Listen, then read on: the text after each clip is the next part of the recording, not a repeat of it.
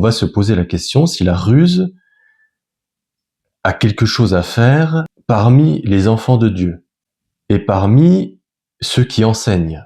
On peut se poser la question, est-ce que nous, on accepterait que notre pasteur, notre curé, notre enseignant utilise la ruse dans ses discours ou pour faire ses discours? On regarde la définition de la ruse: procédé habile pour tromper, art de dissimuler, de tromper. Donc on a bien cet aspect négatif d'une personne qui va manipuler ses auditeurs par divers moyens dans le but d'amener son témoignage. On peut tout simplement se poser la question si pour annoncer l'évangile, est-ce que utiliser la ruse est en adéquation avec l'Esprit de Dieu?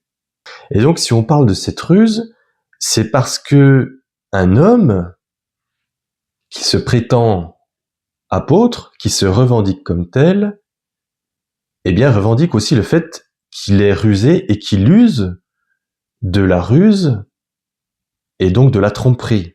Dans les lettres de Paul, on peut prendre 2 Corinthiens 12, verset 16. « Je ne vous ai point été à charge, mais en homme astucieux, je vous ai pris par ruse. » Paul déjà se détermine comme un homme astucieux. Prendre des gens par ruse, et par définition, c'est tromper la personne, puisque ce n'est pas l'approcher en toute transparence, mais ça va être de s'adapter, de se déguiser, d'avoir une autre apparence pour prendre les personnes comme il est dit.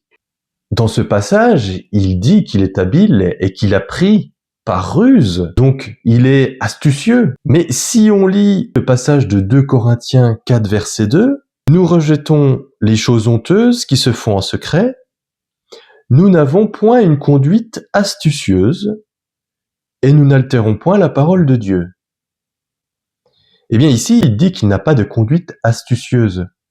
Or, c'est faux, puisqu'on vient de voir dans le passage précédent, eh bien qu'il revendique qu'il est astucieux, qu'il est un homme astucieux, et qu'il a pris ces hommes par ruse. En effet, on voit dans les lettres de Paul que tout ce qui compte pour lui, c'est de séduire un maximum de personnes. Et pour ce faire, il va employer cette adaptation permanente à ses auditeurs.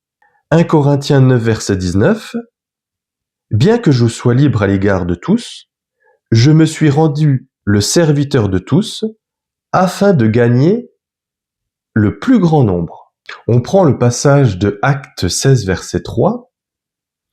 Paul voulut l'emmener avec lui, donc on parle de Timothée.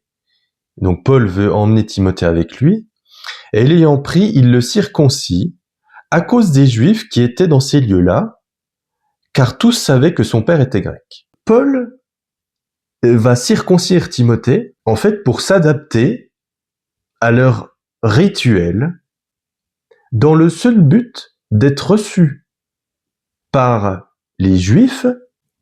Il va prendre par ruse, si on reprend l'autre passage, et c'est ce qu'il dit, hein, donc c'est sa pensée, il va prendre par ruse, s'il fait ça, un maximum de personnes. Et effectivement, si on reprend le passage 1 Corinthiens 9, mais au verset 20, « Avec les Juifs, j'ai été comme juif, afin de gagner les Juifs. Avec ceux qui sont sous la loi, comme sous la loi, c'est-à-dire comme étant moi-même sous la loi. » Donc, s'il a des auditeurs qui sont sous la loi, il va se dire et il va tout faire pour montrer qu'il est aussi sous la loi. Quoique je ne sois pas moi-même sous la loi, donc il se dit, moi je suis pas moi-même sous la loi, mais je vais faire comme si j'étais sous la loi, afin de gagner ceux qui sont sous la loi. Et si l'on poursuit au verset 21, « Avec ceux qui sont sans la loi, comme étant moi-même sans la loi », donc il s'adapte toujours. S'ils ne sont pas sous la loi, il dira qu'il n'est pas sous la loi, afin de gagner ceux qui sont sans la loi. Jésus n'a jamais parlé comme cela. Jésus n'a jamais mentionné qu'il allait ruser ou qu'il utilisait des astuces ou de la ruse.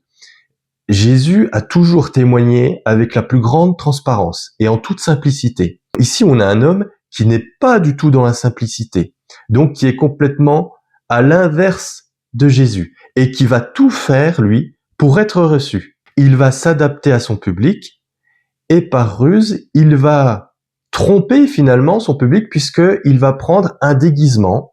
Si ces personnes sont sous la loi, il va prendre le déguisement que lui aussi est sous la loi. Ceux qui sont sans la loi, il va montrer un déguisement qu'il est aussi sans la loi, etc., etc. Ici, on a affaire tout simplement à un manipulateur. Pourquoi on ne retrouve pas ces attitudes dans le témoignage et dans les actions de Jésus? Tout simplement parce que ces attitudes n'ont rien à faire au sein du peuple de Dieu. Et plus largement, qui est le représentant de la ruse? Eh bien, c'est Satan. On prend encore un autre passage dans Actes 23, verset 6. Paul, sachant qu'une partie de l'assemblée était composée de Sadducéens et l'autre de pharisiens, s'écria: « Homme, frère, je suis pharisien, fils de pharisien.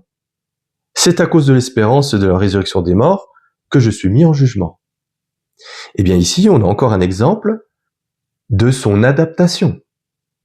Voyant que dans le public, eh bien, il y a des pharisiens, qu'est-ce qu'il va faire?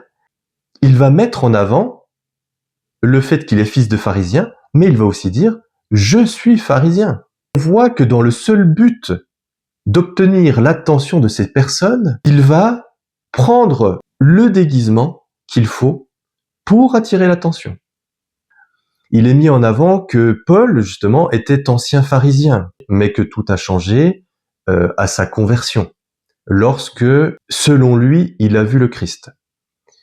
Mais voyez comment on tourne les choses, c'est-à-dire qu'on va dire de lui qu'il était ancien pharisien. Donc, que ce n'est plus cet homme-là.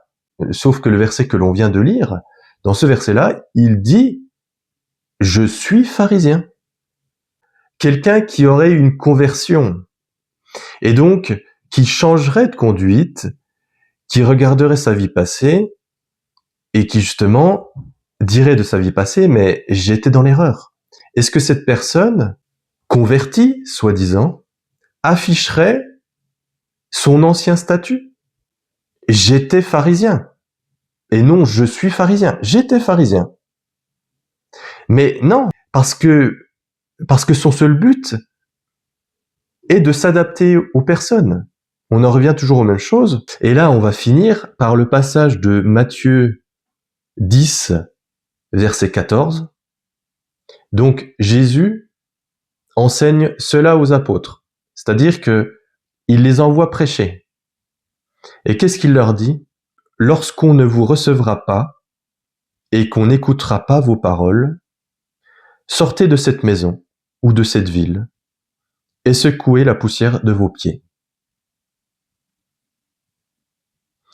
Eh bien, c'est très simple. Il n'y a aucune notion de s'adapter à son public en vue de tout faire pour séduire son public.